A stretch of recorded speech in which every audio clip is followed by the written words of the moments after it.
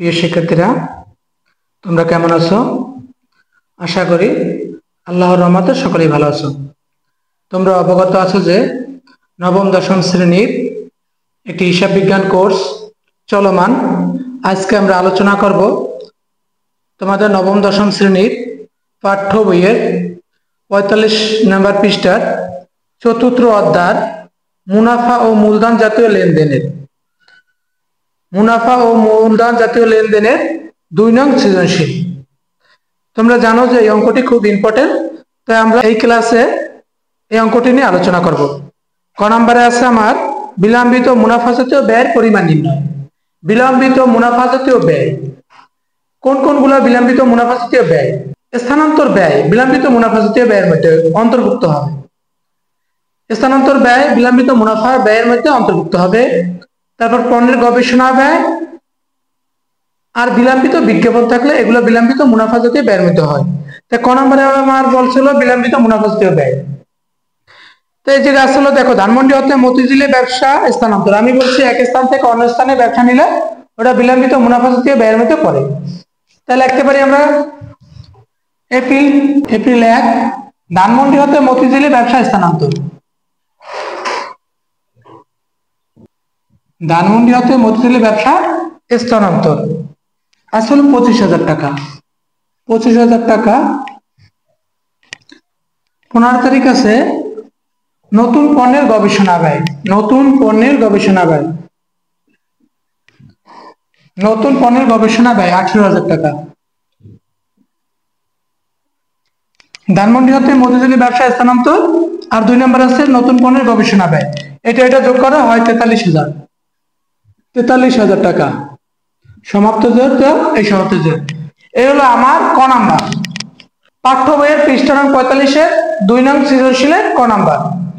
বলছে আমার বিলম্বিত মুনাফা জাতীয় ব্যয়। বিলম্বিত মুনাফা জাতীয় ব্যয় হলো ধানমন্ডি হতে মতিঝিলে ব্যবসা স্থানান্তর নতুন পণ্যের গবেষণা ব্যয়। এটা যোগ করলাম, পাইলাম আমরা ৪৩,০০০। এই হলো আমার ক নাম্বার বিলম্বিত মুনাফা জাতীয় ব্যয়।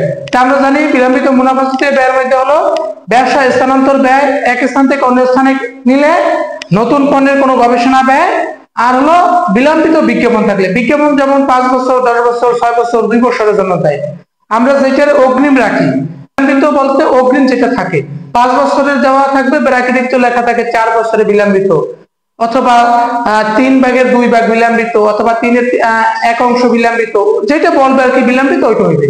তাহলে পণ্যের বিলম্বিত ব্যয় তাহলে হলো পণ্য স্থানান্তর ব্যয়, ২ নম্বর হলো পণ্যের গবেষণা ব্যয়, ৩ নম্বর হলো বিলম্বিত বিজ্ঞাপন। এইগুলো হলো বিলম্বিত মুনাফা জাতীয় ব্যয়ের মধ্যে পড়ে। শিক্ষার্থীরা দেখো, আমাদের বলছে খ নম্বরে মুনাফা ও মূলধন জাতীয় ব্যয়ের পরিমাণ নির্ণয়। তাই আমরা লিখলাম মুনাফা জাতীয় ব্যয়।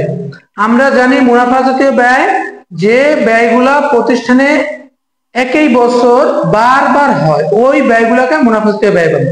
অথবা প্রতিষ্ঠানে যেগুলা ব্যয়, যে ব্যয়গুলা বারবার হয় ওইগুলো হলো মুনাফা জাতীয় ব্যয়।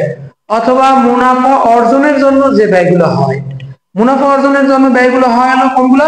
পণ্য ক্রয় আছে, মনিহারি দ্রব্য আছে, পরিবহন খরচ হইতে পারে, তারপর আছে মেরামত খরচ হইতে পারে, বেতন হইতে পারে, ভাড়া হইতে পারে। যে ব্যয়গুলা তোমার বিজ্ঞাপন খরচ হইতে পারে, যেগুলো প্রতিষ্ঠানের ব্যয়, এগুলো মুনাফা জাতীয় ব্যয়। এই জায়গায় আমার আছে মুনাফা জাতীয় ব্যয়ের মধ্যে আছে মনিহারি দ্রব্য ক্রয় আছে, তারপর আছে মেশিন ক্রয়ের বহন খরচ হইবে। ছোট ধরনের খরচ যেটা ওইটা হলো মুনাফা জাতীয় ব্যয় হইবে। সম্পদ ক্রয় পরিবহন খরচ যদি ছোট আকারে হয়, অথবা ওই সম্পদের খরচগুলা যদি ছোট আকারে হয়, ওগুলা মুনাফা জাতীয় ব্যয়ের ভিতর যাইবে। আর যদি ওই খরচগুলা বড় আকারে হয়, ওগুলা মূলধন জাতীয় ব্যয় যাইবে। দেখো কি আছে মুনাফা জাতীয় ব্যয়ের মধ্যে আছে এপ্রিল ২ আছে মনিহারি ক্রয়। মনিহারি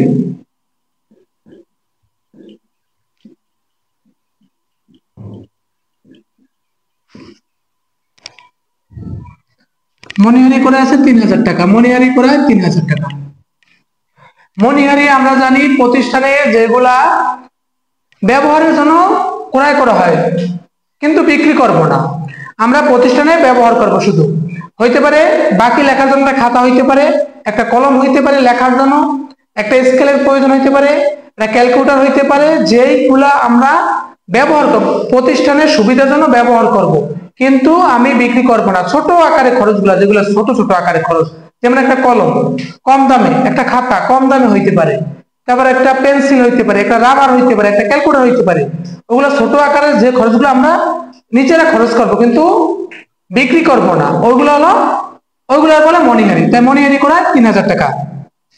তারপর আছে পরিবহন খরচ, 5 নম্বরে আছে বহন খরচ 7500 টাকা, 7500 টাকা বহন খরচ।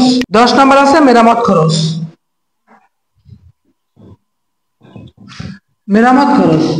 মেরামত খরচ আছে 3000 টাকা। এই তিনটা যোগ করো 13500 টাকা।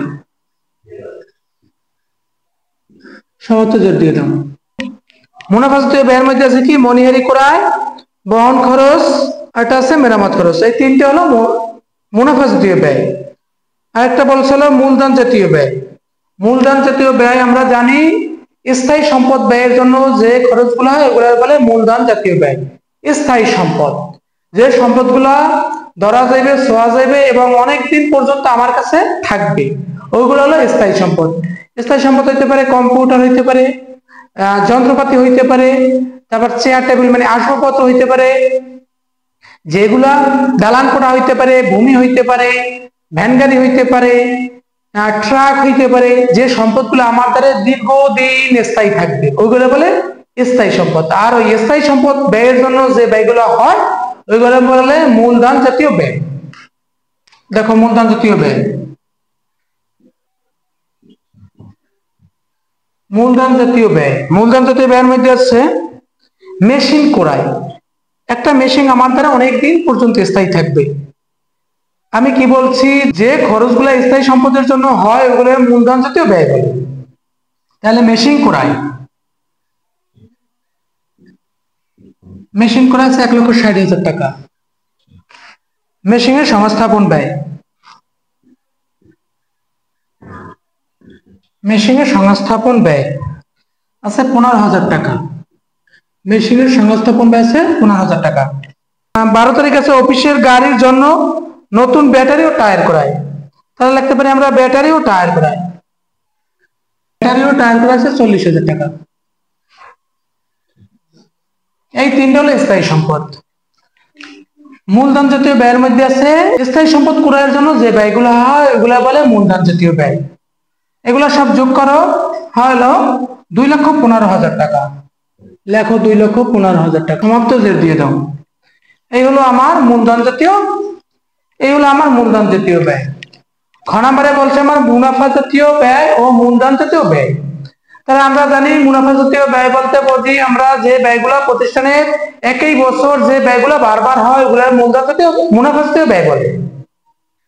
ওগুলো বলে মুনাফা জাতীয় ব্যয়। তার মধ্যে আছে মুনাফা জাতীয় ব্যয়ের মধ্যে আছে মনিহারি ক্রয়, বহন খরচ, মেরামত খরচ। এই তিনটা যোগ করলাম হলো 13,500। 13,500 হলো মুনাফা জাতীয় ব্যয়। আর মূলধন জাতীয় ব্যয়, মূলধন জাতীয় ব্যয় বলতে আমরা বুঝি স্থায়ী সম্পদ ক্রয়ের জন্য যে ব্যয়গুলো হয় ওগুলোর মূলধন জাতীয় ব্যয়। স্থায়ী সম্পদ কিগুলা, যে সম্পদগুলা আমার কাছে দীর্ঘদিন পর্যন্ত থাকবে, ধরা যায়, ছোঁয়া যায়, দেখা যায় এবং দীর্ঘদিন পর্যন্ত আমার কাছে গচ্ছিত থাকবে বা আমার কাছে থাকবে, ওগুলোর বলে মূলধন জাতীয় ব্যয়। যেমন মেশিন ক্রয়, মেশিন আমার কাছে অনেকদিন পর্যন্ত দীর্ঘস্থায়ী থাকবে। সংস্থাপন ব্যয়, এই মেশিন ক্রয় করছি, স্থাপন করছি, সংস্থাপন ব্যয়। ওইটা বসানোর জন্য যে খরচ ওইটা বলে সংস্থাপন ব্যয়। ওইটা একবারই বসেছি, বারবার কিন্তু আমরা বসাবো না, তার জন্য এটা মূলধন জাতীয় ব্যয় হয়েছে। ব্যাটারি ও টায়ার ক্রয়, ব্যাটারি ও টায়ার বা ব্যাটারি অথবা টায়ার অনেকদিন পর্যন্ত থাকবে, এইগুলারে বলে স্থায়ী সম্পদ। স্থায়ী সম্পদের ব্যয়ের জন্য যে ব্যয়গুলো হয় ওইগুলারে বলে মূলধন জাতীয় ব্যয়। আর যে ব্যয়গুলা একই বছর একবার অথবা বারবার হয় ওইগুলারে মুনাফা জাতীয় ব্যয় বলে। তাই আমরা পেলাম মুনাফা জাতীয় ব্যয় এইটা আর মূলধন জাতীয় ব্যয় এইটা। এই হলো আমার মুনাফা এবং মূলধন জাতীয় ব্যয়। আশা করি তোমরা অঙ্কটি বুঝতে পেরেছো। আমরা এখন করব গ নাম্বার। গ নাম্বারে বলছে 4 তারিখের কৃত মেশিন 1,95,000 টাকা বিক্রয় করা হলে মূলধন জাতীয় প্রাপ্তি ও মূলধন জাতীয় আয়ের পরিমাণ নির্ণয়। মূলধন জাতীয় প্রাপ্তি ও আয়, মূলধন জাতীয় প্রাপ্তি ও আয়, এটা কিন্তু উত্তর হবে দুইটা। মূলধন জাতীয় প্রাপ্তি বলতে 4 তারিখের মেশিনটা, 4 তারিখ মেশিন কিনছিল 1,60,000 টাকায়। ওই মেশিনটা 1,95,000 টাকা বিক্রি করছে। 1,95,000 টাকা বিক্রি করলে মূলধন জাতীয় আয় অথবা মূলধন জাতীয় প্রাপ্তি নির্ণয় করতে বলছে। তা আমরা জানি মূলধন জাতীয় প্রাপ্তির মধ্যে হলো স্থায়ী সম্পদ। স্থায়ী সম্পদ বিক্রি করলে যে টাকাটা পাওয়া যায় এটা হলো মূলধন জাতীয় প্রাপ্তি। আরো আছে, আরো কিছু এন্ট্রি আছে মূলধন জাতীয় প্রাপ্তির মধ্যে। তার মধ্যে একটা আসলো স্থায়ী সম্পদ বিক্রি করলে যে টাকাটা পাওয়া যায় এটা বলে মূলধন জাতীয় প্রাপ্তি। যেটা 4 তারিখের মেশিনটা বিক্রি করছে কত? 1,95,000 টাকা। তাহলে 1,95,000 টাকা মূলধন জাতীয় প্রাপ্তি আমরা লিখতে পারি। আর মূলধন জাতীয় আয়ের মধ্যে প্রাপ্তি আর আয়ের মধ্যে পার্থক্য আছে। প্রাপ্তি বলতে বোঝায় আমরা মোট কত টাকা পেয়েছি, ওইটা হইতে পারে বিগত সালেরটা, হইতে পারে অগ্রিমও থাকতে পারে। আয় বলতে বোঝায় আমরা যে সালের যে বছরের হিসাব করি ওই বছরের মধ্যে কত টাকা আয় হয়েছে, কত টাকা আমার আয় হয়েছে, ওটা হলো মূলধন জাতীয়, ওটা হলো আয়। মুনাফা জাতীয় আয় হইতে পারে, মূলধন জাতীয় আয় হইতে পারে। আমাদের বলছে মূলধন জাতীয় আয়। এখন আমরা দেখবো মেশিনটি কত টাকা বিক্রয় থেকে আমরা মেশিনের ব্যয় বাদ দিলে ওইটা হবে মূলধন জাতীয় আয়। আর মূলধন জাতীয় প্রাপ্তি তাহলে লিখতে পারি আমরা মেশিন বিক্রি করে যে টাকা পাইছে ওইটাই মূলধন জাতীয় প্রাপ্তি। দেখো মেশিন বিক্রয়, মেশিন বিক্রয় আছে 1,95,000 টাকা, 1,95,000 টাকা। এখন আমরা এই জায়গায় লিখবো বাদ মেশিনের ব্যয়। এখন আমরা দেখবো মেশিনে মোট কত টাকা ব্যয় হয়েছে ওইটা। তার মধ্যে মেশিনের মধ্যে আছে মেশিন ক্রয় আছে, মেশিনের বহন খরচ আছে, মেশিনের সংস্থাপন ব্যয় আছে। মানে মেশিনের সাথে জড়িত যে ব্যয়গুলো ওই ব্যয়গুলো সবই যোগ করে আমরা বাদ দিয়ে দেবো। তো আমরা লিখতে পারি মেশিন ক্রয়, মেশিন ক্রয় আছে 1,60,000 টাকা, 1,60,000। মেশিনের বহন খরচ, মেশিনের বহন খরচ হচ্ছে 7,500 টাকা, 7,500 টাকা। আরটা আছে মেশিনের সংস্থাপন ব্যয়, মেশিনের সংস্থাপন ব্যয় আছে 15,000 টাকা। এই তিনটে যোগ করো, যোগ করে শেষে করে আনো। এই তিনটে যোগ করলে 1,82,500। এটা থেকে এটা বিয়োগ করো, থাকে হলো 12,500। এইটা হলো মূলধন জাতীয় আয়, মূলধন জাতীয় আয়। এই হলো আমার মূলধন জাতীয় প্রাপ্তি 1,95,000 টাকা। মূলধন জাতীয় প্রাপ্তি হলো ছিল মেশিন বিক্রয় 1,95,000 টাকা। বাদ দেব মেশিনের ব্যয়। মেশিনের ব্যয়ের মধ্যে আছে মেশিন ক্রয়, মেশিন বহন খরচ আর মেশিনের সংস্থাপন ব্যয়। এই তিনটে যোগ করার পর 1,82,500 হয়। এটা থেকে এটা বাদ দেবো, থাকবে হলো 12,500। এই হলো আমার মূলধন জাতীয় প্রাপ্তি ও মুনাফা জাতীয় প্রাপ্তি নির্ণয়। আশা করি তোমরা অঙ্কটি বারবার করবে, বারবার করলে অঙ্কটি অবশ্যই বুঝতে পারবে। তোমরা জানো যে এই অঙ্কটি খুবই গুরুত্বপূর্ণ একটি অঙ্ক, বারবার পরীক্ষায় আসে। তাই তোমরা আমাদের সাথে থাকো এবং আমাদের ক্লাসটিকে বেশি বেশি শেয়ার করো এবং আমাদের চ্যানেলটিকে সাবস্ক্রাইব করে রাখো। সবাই ভালো থাকবা, সুস্থ থাকবা, শরীরের প্রতি যত্ন নেবা। আল্লাহ হাফেজ।